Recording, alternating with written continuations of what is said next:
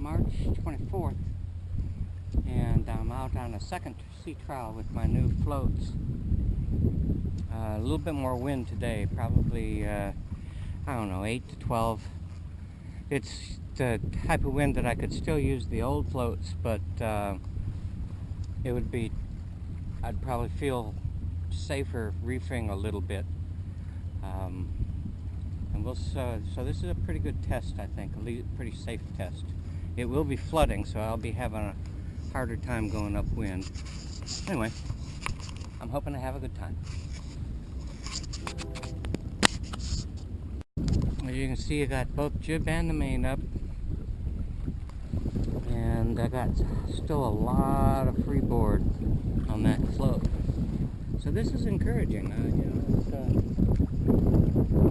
I mean, theoretically it's supposed to work this way, but God, how many things